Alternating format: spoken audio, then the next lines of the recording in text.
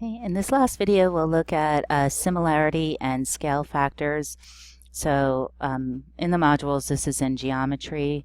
The idea of putting it in here is they're proportional, so it definitely connects to this idea.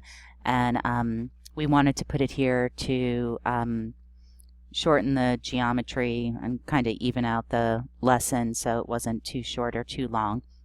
Okay. So first we have them verify that two figures are similar. Okay, so ratio of shortest side of figure B to figure A. I could barely read these. So this is 8 to 4. Longest side of B to A is 10 to 5. Medium side is 6 to 3. And I don't like it when they write fractions this way, but you know how to do it. Okay. So then we want to talk about times as large language. So figure B is 2 times as large as figure A. Okay. And to scale figure A to the size of figure B, multiply the length of each side of figure A by the scale factor of 2. Okay. Again, they frequently get these backwards. If we're going from A to B, they think 4 divided by 8 because you're kind of in your mind starting with A. But also notice that this is kind of just a broomstick problem. Okay. This has length 4, this has length A. B is 2 times as large as A. A is 1/2 times as large as B. Okay. Then I have them do it in the other direction to get that idea. Basically reciprocate all of them. You know the drill. They'll get 1/2 for everything. So if we had B and we wanted to scale it to figure A, we would multiply by 1/2. Okay, and try to get them to say multiply by 1/2 rather than dividing by 2. Now we're going to determine scale factors and then use that to find missing sides in similar figures. Okay. So the following pairs of figures are similar. Find the indicated scale factors and use the information to determine the lengths of missing sides. Okay, so to scale from figure A to figure B, okay, multiply the length of each side of figure A by the scale factor of, well, to get from A to B, B is 14/10 times as large as figure A. Okay, so notice this is really saying how many times as large as this, so 10 times what gives us 14, okay, and the what is 14 over 10. You can have them simplify it, but again, in this case, I don't see why we would bother because we're going to use it for something else. To scale figure B to the size of figure A, okay, well, we'd want to take the B value, divide by 14 to get 1, then multiply by the A value to get the A. Okay, and again, the reciprocal. Okay, so you can have them simplify if you want.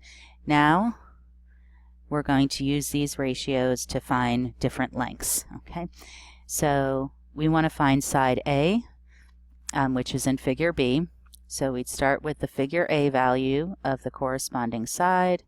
So 4 centimeters. Okay, well, to go from A to B, I'm going to use these values because we have them for both of them. Okay, I multiply by 14, divide by 10.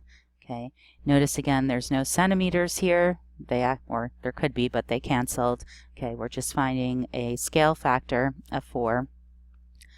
And oh, I don't feel like doing this.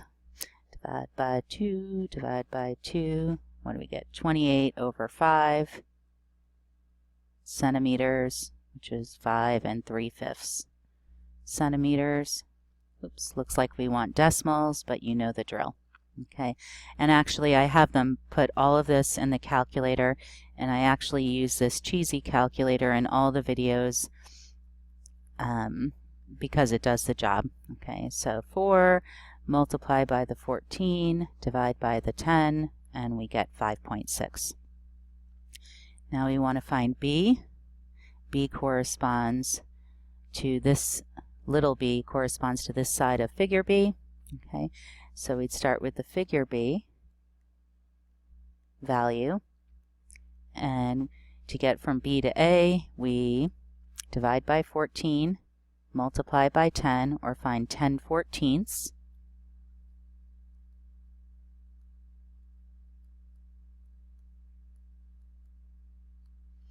which is 8.4 centimeters. Okay. So again, connecting this idea of the multiplicative factor, here we're calling it a scale factor because we're scaling to different size similar objects.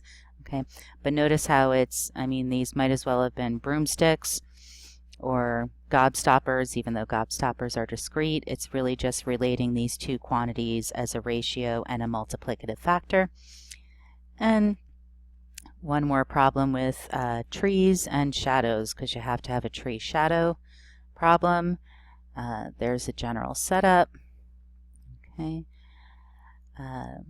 And then I included here a few things that they need to figure out on their own that were typically not given in the problem.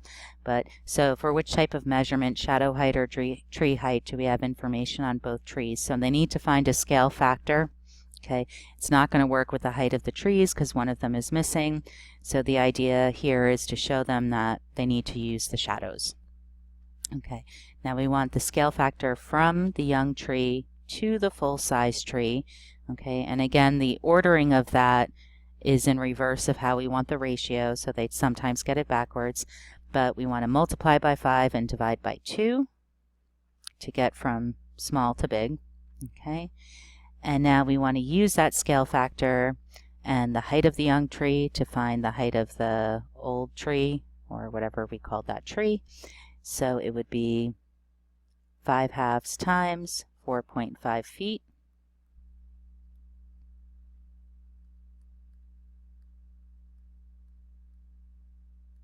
Or 2.5 times as large, so it'd be 11.25 feet. Okay. And that's all she wrote for this unit.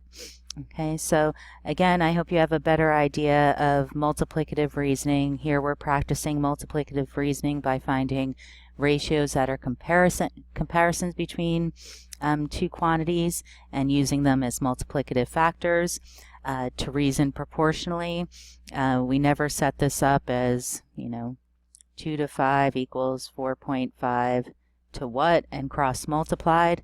Okay, so notice when we cross multiply something like this, we're multiplying 5 and 4.5. Well, that's these quantities up here, and then we'd end up dividing by 2. That's this quantity here. So of course it corresponds, but when we solve using this process, it really doesn't show the proportional reasoning as well. So I hope this was helpful. See you at the next unit.